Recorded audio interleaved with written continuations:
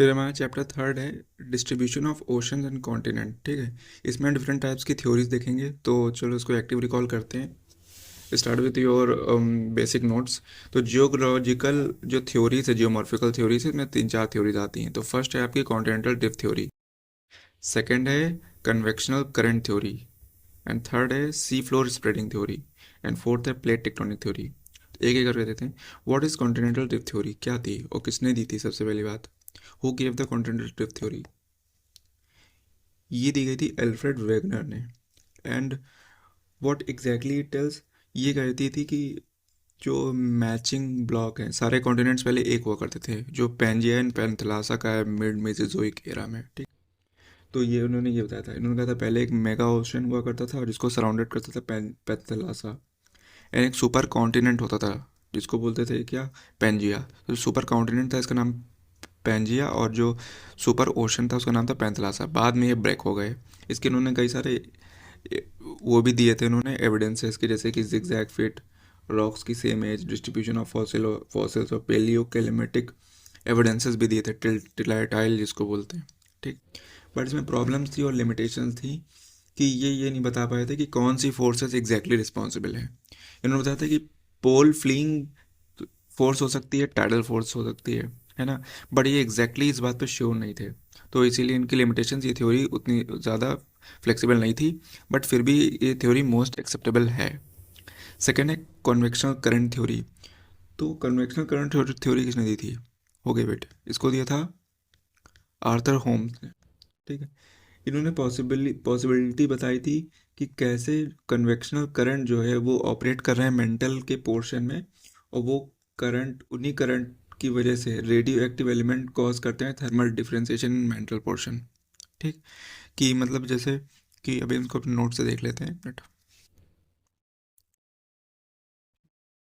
तो radio active thermal difference की बात करते हैं। जैसे ये हमारा ये है, ये हमारा रिज हो गई, ये ट्रेंच हो गई।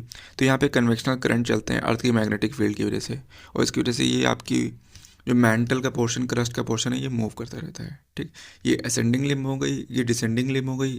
ठीक, और यहाँ पे ये रोटेशन हो रहा है। सो इसीलिए इसको कन्वेक्शनल करंट कहते हैं, due to radioactive elements. ठीक है, तो ये सब बातें हो गई इसमें। फिर हम आते हैं मिड ओशनिक रिज की बात करते हैं। Interconnected change of mountain system with in ocean, intense volcanic activity यहाँ पे देखी जाती है। ठीक है, मिड ओशनिक रिज के पास में। थर्ड है हमारी sea floor spreading theory. Sea floor spreading theory किसने दी थी? It was given by Henry and Dias. ठीक, तो इसमें तीन चार क्वेश्चन आए थे कि ओशनिक जो क्रस्ट होती है वो not older than mid Mesozoic era. जो पानी के नीचे क्रस्ट है वो ज़्यादा ओल्ड नहीं होती है ट्रेंच के पास। ठीक है, फिर एज ऑफ रॉक्स जो है हमारी, वो भी इंक्रीज करती रहती है। जैसे हम मिड ओशनिक रिज से दूर जाते हैं, एज ऑफ रॉक बढ़ती जाती है। ठीक है, तो ये कैसे हो रहा है? And the sea mountain deformed at trench, trench के पास सी एंड माउंटेन्स डिफॉर्म कैसे हो रहे हैं, इन सबको एक्सप्लेन करने के लिए सी फ्लोर स्प्रेडिंग थ्योरी दी गई थी। ठीक है, तो यहाँ पे कंसेप्ट और आता है पेलियो मैग्नेटिज्म का। इससे एक्सप्लेन किया जाता है कि मैग्नेटिक प्रोफाइलिंग ऑफ रॉक्स कैसे डिफर करती है। ठीक है, ये कंसेप्ट होता है जियो मैग्नेटिक और पोलार वेंडरिंग की वजह से। पोलार वेंडरिंग का मतलब क्या था? द अर्थ का कुछ टाइम के बाद जो मैग्नेटिक फील्ड होता है वो डिफर कर जाता है। ठीक है, इन्वर्स भी कर जाता है। इसी वजह से जो उस टाइम पे पोलर पे जो मैग्नेटिक फील्ड होती है वही कैप्चर हो जाती है हॉट रॉक्स में, जो मिड ओशनिक रिज से बाहर निकली होती हैं। और जब वो सॉलिडिफाई होती है तो वही वो उनकी मैग्नेटिक प्रोफाइलिंग वही हो जाती है जो उन्होंने पहले थी। ठीक है, यहाँ पे कुछ दिया हुआ है प्लेट टेक्टोनिक थ्योरी। ये जो प्लेट टेक्टोनिक थ्योरी में यहाँ पे बात है मैकेंजी, पार्कर और मॉर्गन ने दी थी, है ना। मोस्ट एक्सेप्टेबल थ्योरी है।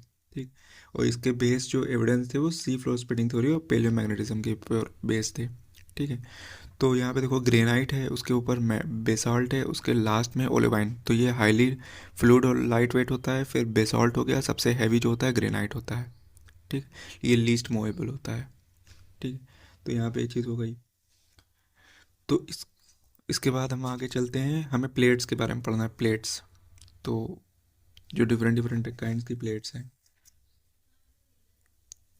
ये डिफरेंट डिफरेंट काइंड्स की जो प्लेट है हमारी, वो यहाँ पे ये आती हैं। ये देखो, सबसे पहले कोकोस प्लेट किसने दी थी?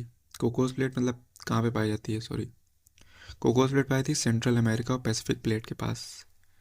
ये आपकी कोकोस प्लेट हो गई यहाँ पे, ठीक। कोकोस प्लेट हो गई। फिर आ गई नास्का प्लेट, कहाँ पाई जाती है? साउथ अमेरिका और Pacific plate.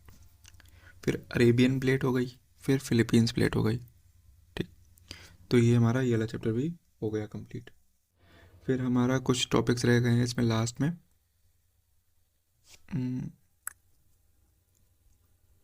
Diversion plate boundary क्या होती है, कन्वर्जन प्लेट बाउंड्री क्या होती है, transverse plate boundary, rift valley revise करना है, एंड नीसेंट सी कैसे बनता है उसमें, ठीक। एंड टिथित सी क्या था, very heard it. And with this the chapter is concluded.